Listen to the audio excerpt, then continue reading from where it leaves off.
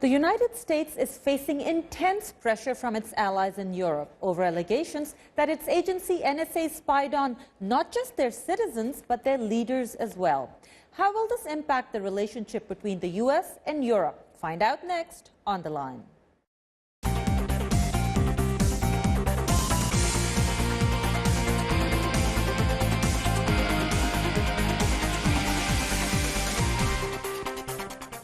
This is On The Line, and I'm Aisha Tanzim. The allegations that a U.S. agency NSA spied on European leaders has created an uproar in Europe, and the ripples are being felt in the U.S. as well. And yet, some people insist that it is not as big a deal as it is made out to be. Let's see what our guests think. Our first guest is Brian Bennett. He's the national security correspondent for the Los Angeles Times. We also have VOA's own Washington correspondent, Klein, with us. And via Skype, we're joined by Dr. Charles Kupchan. He's a professor of international affairs at Georgetown University and a senior fellow at the Transatlantic Academy. Welcome to On the Line. Let me start with you, Brian. Are the Europeans really that surprised that this is happening? Is it not something that happens in national security from all sides? I think really, heads of state are not that surprised that this is going on. It's just sort of an open secret that countries are spying on each other and listening to each other. What's the problem is it's embarrassing, and to have the details out there and essentially the details that Angela Merkel's the head of Germany, that her phone was being listened to by an NSA wiretap. That is embarrassing. It's embarrassing on the home front, and it means that these leaders have to come out and protest it and say something and react to it. Dr. Kupchan, do you agree that the leaders in Europe have to come out and protest even though it's an open secret? Madeleine Albright said that France spied on her when she was in the UN. Well, I think that there is a common knowledge, particularly among the foreign policy elite, that this goes on. And that's because, you know, when a foreign leader comes into work in the morning, they probably first thing they're going to do is read a daily intelligence brief, or someone's going to come in and brief them, and they will have before them information that is gleaned from an intelligence agency, in some cases focused on a friendly country. I think this case is a bit different in several respects. One is that the disclosures keep trickling out day by day, week by week. And as a consequence, this issue stays in the news, front pages, on a continuing basis. The second, I think there's surprise about the scope and the scale. Even if people knew that the U.S. spied on Europeans and Europeans spied on the U.S., the idea that there were 70 million in the case of France or 60 million in the case of Spain, emails or text messages, phone calls, I think that kind of shocks people. And then third, the idea that the U.S. might be tapping the phones of somebody like Angela Merkel or François Hollande, the French leader, German leader, I think this is kind of surprising, because there is it may to some extent violate the idea that friends don't tap the phones of close allies. Dr. Kupchan, so U.S. says we do this for national security and the security of our allies. How would they defend tapping the phones of Angela Merkel, for example, or François Hollande? How does that save U.S. or Europe, for that matter? You know, to be quite honest with you, I think it may be a difficult case to make. I think that when it comes to broad surveillance of phone calls and internet traffic, no question that the NSA at times picks up information that protects Americans and that protects Europeans, because it finds a dangerous cell that is organizing. It preempts or prevents an attack. When it comes to the tapping of the phone of somebody like Merkel or Hollande, I think there we may know a little bit more about what restaurants Merkel likes.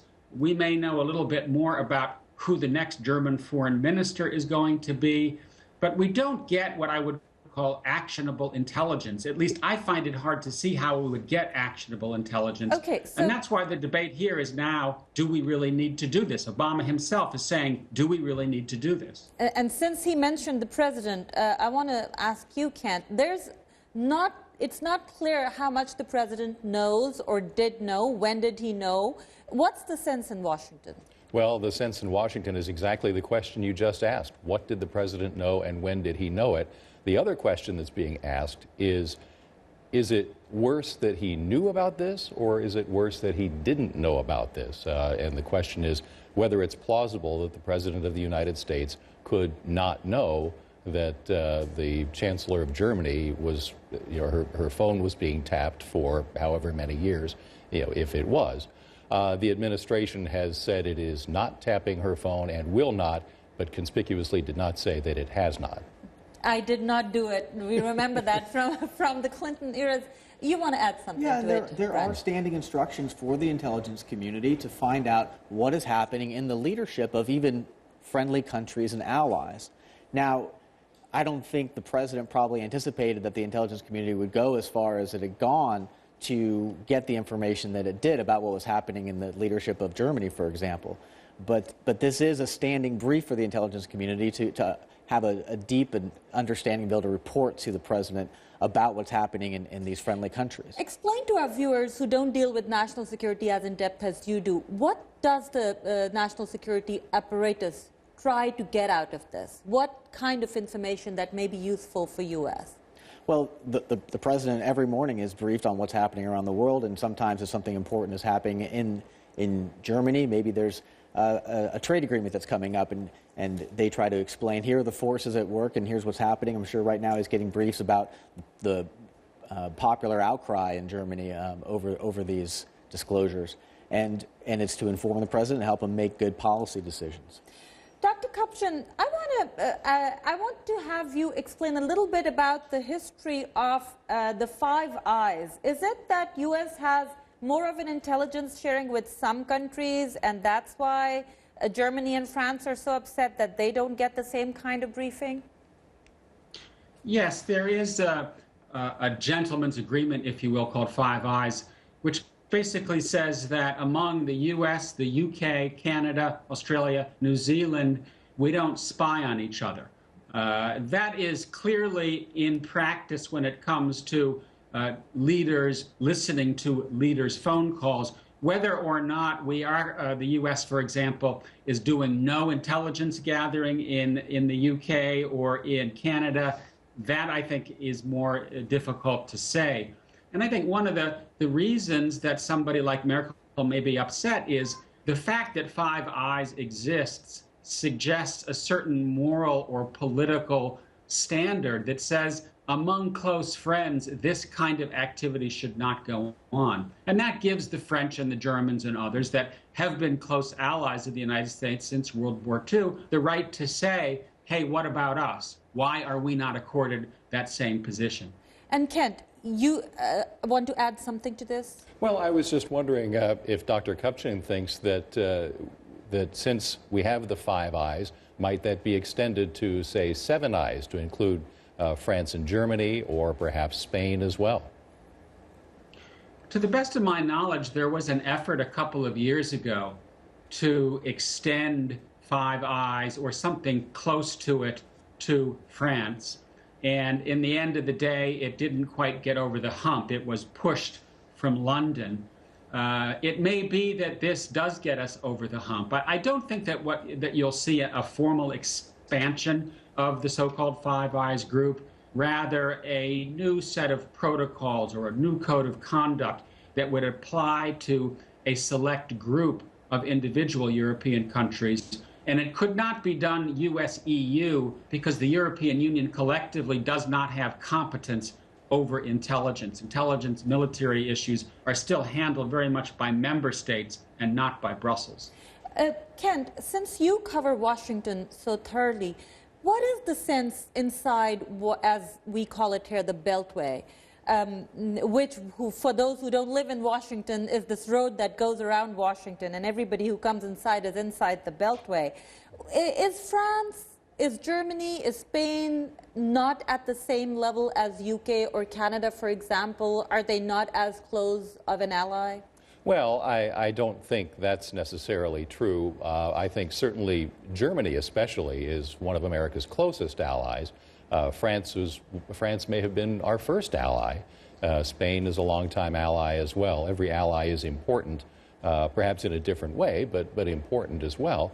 And I think that's part of the shock to some of these countries, folks in France and Germany and Spain, that how could the United States be spying on us? We're as close an ally as they have.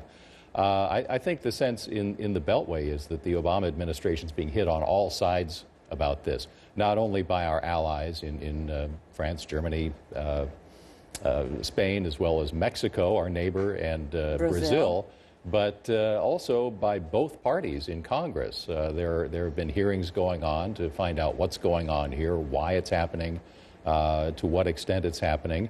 And there's been some tough questioning about it, not only from opposition Republicans, but from Democrats as well in the president's own party. And now, Brian, I want to ask more about what the intelligence community is thinking, but we have to take a short break here. When we come back, we'll continue this discussion. Voice of America. 1,500 hours of news and information. Educational and cultural programming. To more than 134 million people worldwide each week. Listen to us on radio. Watch us on television. Follow us on Facebook or Twitter. And through your mobile device. VOA. We're dynamic and consistent in bringing you the most reliable information in 43 languages. Tune in. Tune in.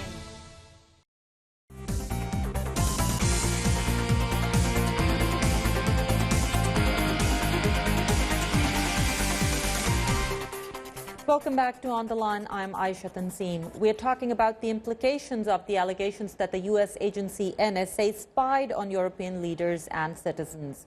Our guests are Brian Bennett, the national security correspondent for the Los Angeles Times, Kent Klein, the Washington correspondent for Voice of America, and Dr. Charles Kupchan, senior fellow at Transatlantic Academy and professor of international affairs at Georgetown University. Brian, what's the sense inside the intelligence community? Because I know they're always at war with lawmakers and others. They're trying to gather more. People are saying do less. Do they feel like they've crossed a line here? No, I mean, actually, there's a lot of frustration among the professionals who work at the NSA, for example, and other agencies, that these disclosures are going to cap them off the kneecaps, that they're going to be limited in how they can do their job. And also they feel like the president has... they feel like he's misrepresented how much he knew and how he knew the information was being collected, and that he probably should have assumed all along that they were using extensive techniques to try to collect information on what these leaders were doing and thinking. And what do they think about the president saying, well, just because they can do it doesn't mean they should do it, talking about the technical capabilities? Sure. I mean, I think as we've said, that there's going to be a rebalancing, and there's going to be some analysis, and Congress is going to get involved and take a look at exactly how extensive these efforts are and whether they should be, and they should be dialed back. I think there's a feeling that the intelligence community was given a brief, keep the country safe, find out what's happening in these countries and among the leadership of these countries, and they went out and did it. And so I think, and they probably feel like they did a pretty good job of it. So I think they're probably frustrated that they're expecting to be asked to dial it back. And nobody knows how much they'll be asked to dial it back yet. Dr. Kupchan, how bad do you think will be the fallout from all of this, both in terms of balancing intelligence versus privacy, but also between U.S. and EU? You know, I think right now we're in the eye of the storm, and some heads are going to fall, and there will be changes. Brian was just talking about what may take place within the United States. There may be a understanding that is reached between the United States and its allies.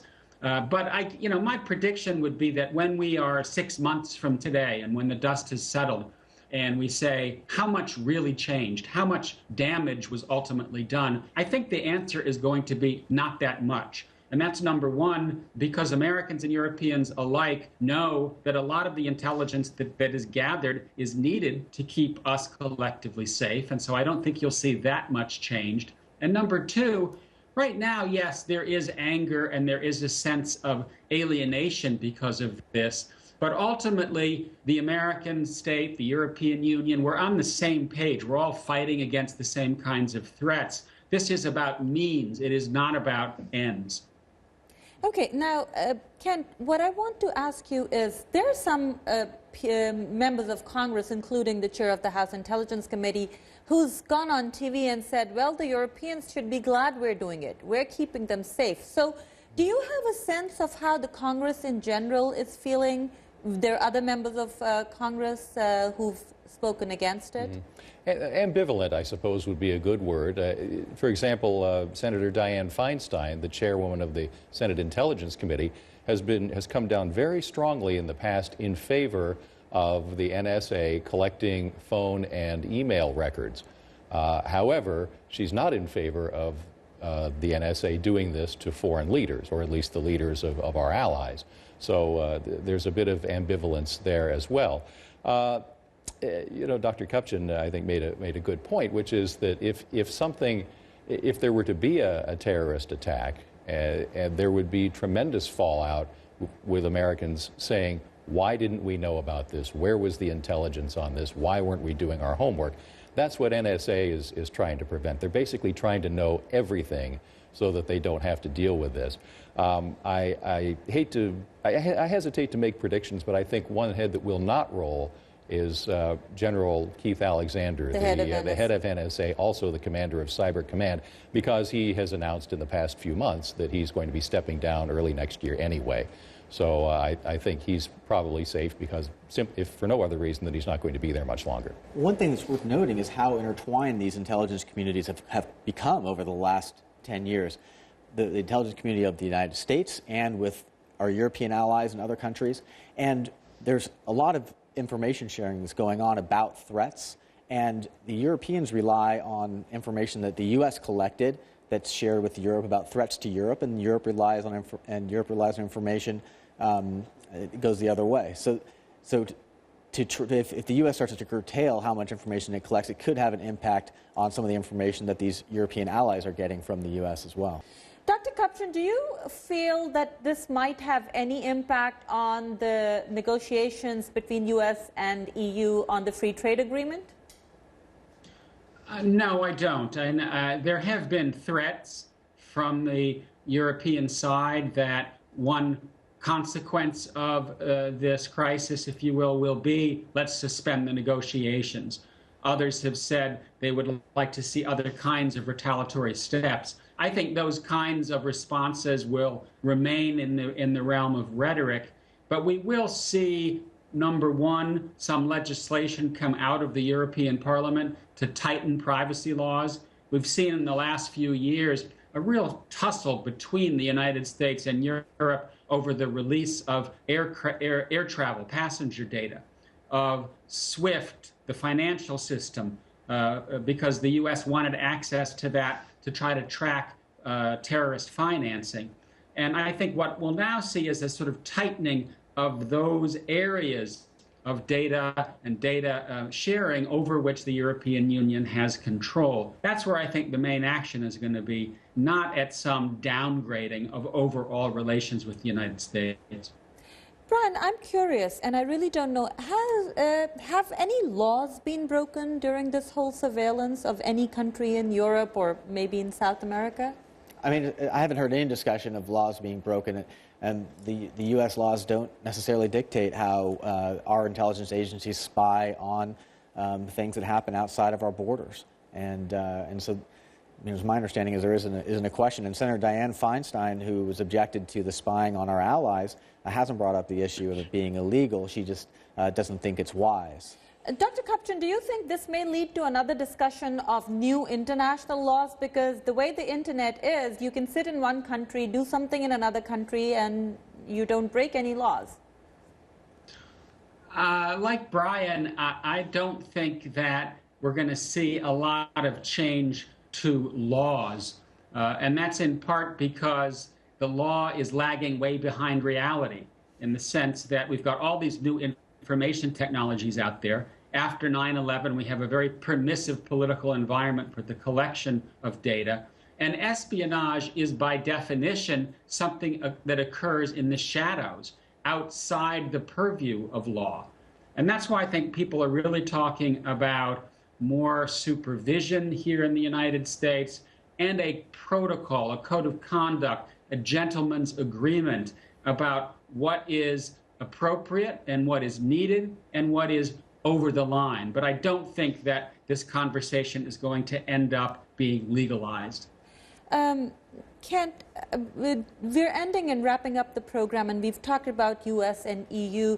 Do you see anything happening on that front, and also on domestic front? Do you think President Obama will feel the fallout of this? I'm not sure how much. I think people are probably, in this country, are probably as angry about the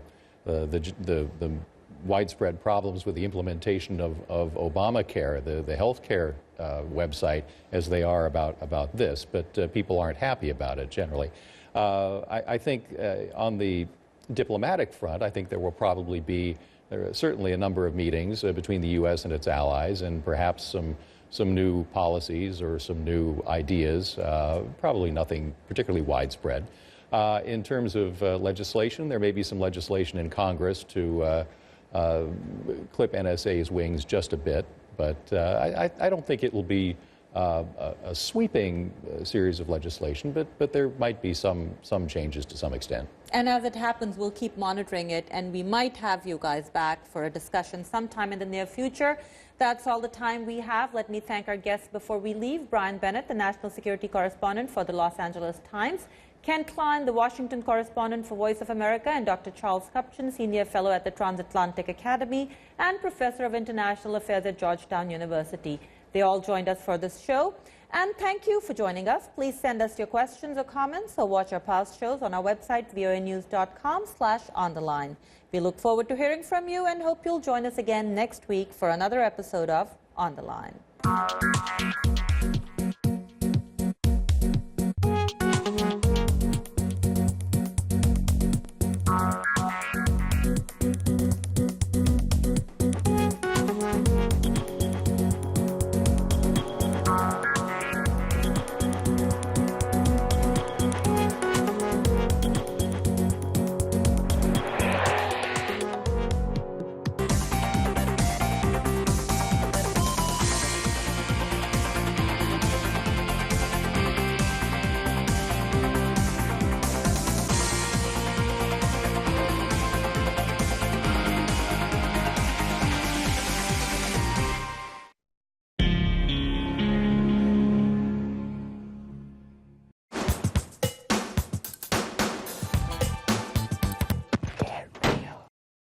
Welcome to America.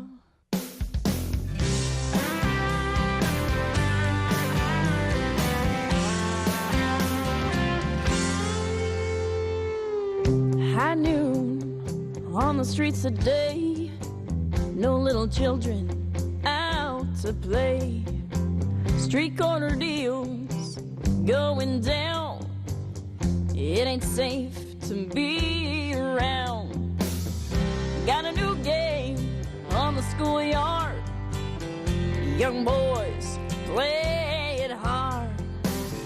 Shadow man is everywhere. Better beware if you go out there. Welcome to America, land of milk and honey. Welcome to America. Got a new God, and they call it money.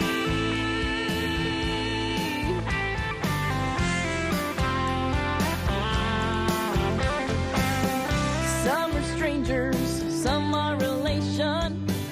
They come from all the world nations. Some by boat, some by plane. Some swim the rivers in the rain. Some are legal, some are not. They all come for what they think we've got. This old eagle, she don't fly. Somebody shot her in a drive-by. So welcome to America, land of milk and honey. Welcome to America. Got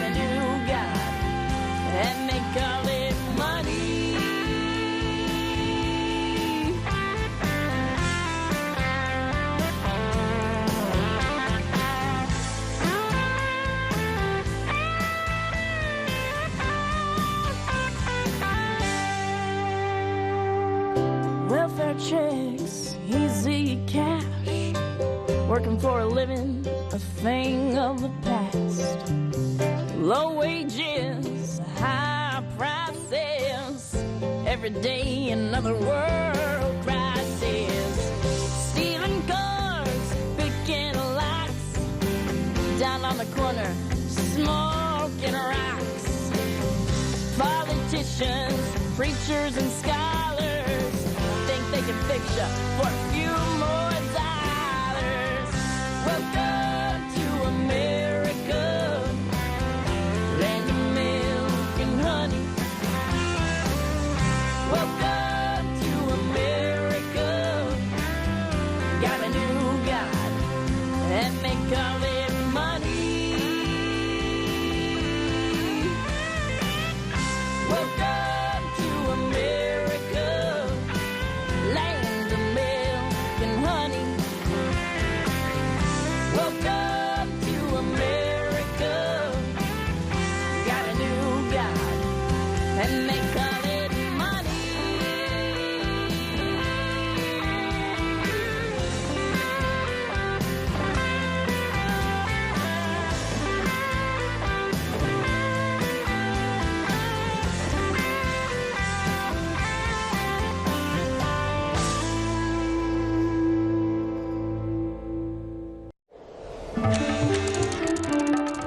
Would-be pilots tested their wings on homemade flying machines on a beach in California. Hi, I'm VOA producer Dion Moses. And I'm West Coast Bureau Chief Mike O'Sullivan. We recently reported on a competition called National Red Bull Flugtag Day.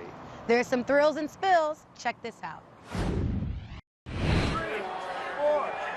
Get ready, get set, fly. I just came out here because it looks like it'd be awesome. It looks really funny and exciting. More than 25 teams participated in National Red Bull Flugtag Day, sponsored by a company that makes an energy drink. Flugtag is German for flying day, and we build flying contraptions and push them off a 30-foot ramp into Rainbow Harbor here at Long Beach. Yeah, it's crazy.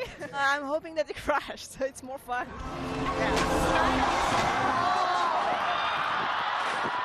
The water impact was quicker and harder than I expected, but it was definitely fun, definitely worth it, and that's all that really mattered.